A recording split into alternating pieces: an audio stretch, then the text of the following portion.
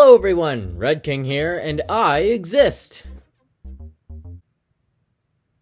I don't know where I was going with that. So over this week, I went to see The Beekeeper. Now, when I heard that Jason Statham and David Ayer were attached to this movie, I had some hope because there's some folks I really enjoy in the action movie world. But then I heard that it was going to be a more focused action thriller like John Wick and Nobody, and I was hooked. And then when I saw the trailer for the movie, I was so incredibly hyped. Now that I've seen the movie, let's talk about it.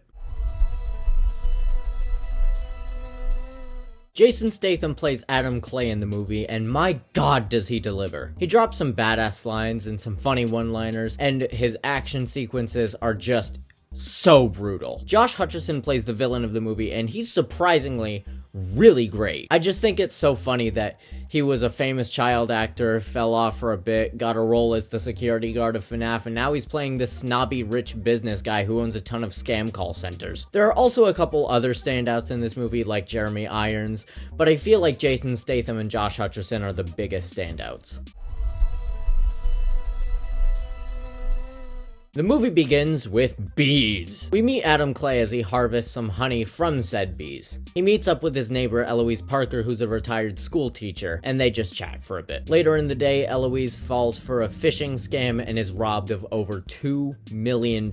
Clay comes over again, only to find her dead body. A cop pulls up behind him and arrests him. The cop is Eloise's daughter, Verona, and she thinks that Clay killed her mom. But soon he comes back and some cops tell her that the fingerprints on the gun were her mom's, revealing that she took her own life. So anyway, Verona tells Clay that they know the group who robbed her mother, but they've been under the FBI's radar. So it's going to be difficult to find an exact location, and not to mention, they have a good legal team, so who knows what happens when they're found. Clay leaves and contacts the Beekeepers, a team of spies that he used to work with who work to protect the United States, working outside the government. The Beekeepers find the address of the call centers that scammed Eloise. The call center is called UDG, and it's run by Mickey Garnett. Clay drives over, breaks in, fights off the security guards, and scares off the employees before burning the frickin' place to the ground. Mickey calls his boss, Derek Danforth, played by Josh Hutcherson, and tells him what happened. Derek tells him to get a group together and kill Clay. Mickey and his gang drive over to Eloise's house, find Clay's car,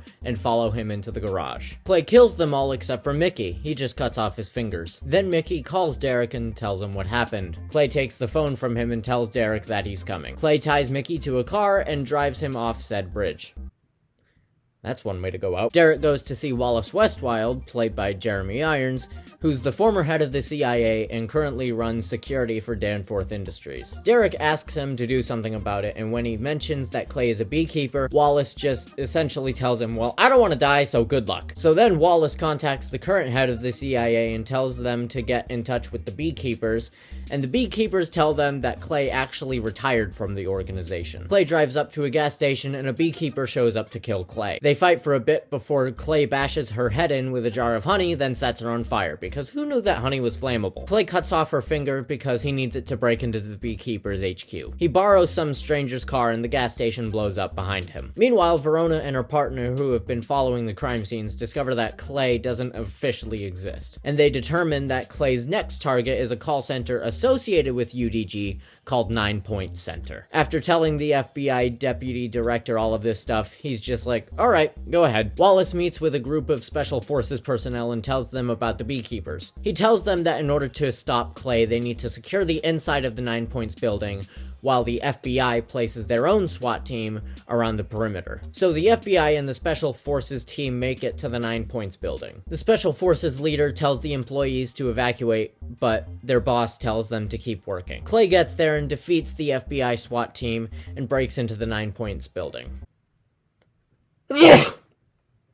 Bless me. Clay breaks into the 9 Points building and once again scares off the employees, and then Clay beats up the manager with a stapler, and Clay finds out that Derek Danforth is his boss. As he leaves the building, he takes down more FBI people, then finally escapes. So Verona calls the FBI deputy director and lets him know that both companies are owned by Danforth Enterprises, which is used by several government agencies. And to no one's surprise, it's owned by Derek Danforth. But Verona mentions that Clay might not only kill Derek, but he also might kill his mother, Jessica, who's the freaking president. So now Wallace is mad that Clay got away and tells Derek to stay with his mom for a bit. So they go to the president's beachside mansion, and Wallace hires a group of mercenaries. And there's also this one mercenary who knows about the beekeepers and claims to have killed one, but he lost his leg. So Clay climbs on the underside of a truck and switches places with a Secret Service guy in order to blend in. But Verona notices him and puts him under arrest. But in the midst of all this, Clay activates some bombs that he placed under the trucks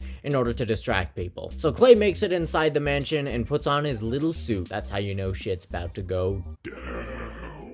So the FBI deputy director tells the president about Derek's little fishing ring. Derek tells her that she was behind in the polls in like 15 counties and needed funding, so he used a CIA thingy to locate financial places and scam them out of their money. So the president decides that when Clay arrives, she's going to tell him and then the world about the truth regarding the program. But I guess Derek doesn't like that idea, so he grabs a gun and kills the deputy director. Anyway, Clay fights his way to the president's office, killing some Secret Service agents and mercenaries and just some random people along the way. Then Clay reaches the hallway to the president's office and gets in a cool one-on-one with the mercenary with the peg leg. So he kills the pirate, then finally reaches the president's office. But Wallace just had to get in the way. But Clay's just like, no problem. I'll just break his hand and blow up the door. He's in the office and sees that Derek took his own mother hostage.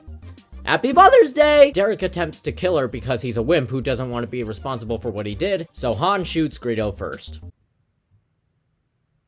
Oh wait, wrong movie. So Clay kills Derek first. There we go. So then Clay jumps out of a window, setting up Beekeeper 2. So what do I think of this movie? I really enjoyed it. It's an intriguing story with some badass moments, funny one-liners, brutal action sequences, great acting, and surprising twists. You can definitely tell what and where the John Wick inspiration is, but if you're a fan of the John Wick franchise, I definitely recommend this one. So that's it for my review of The Beekeeper. I hope you enjoyed it. If you did, leave a like, and if you didn't, well then let me know, and also you're a bit. If you've seen the movie, let me know what you thought of it in the comments. Once again, please leave a like and a comment, and also subscribe and turn on post notifications. It really helps out the channel a lot, and I'd really appreciate it. And I guess that's it.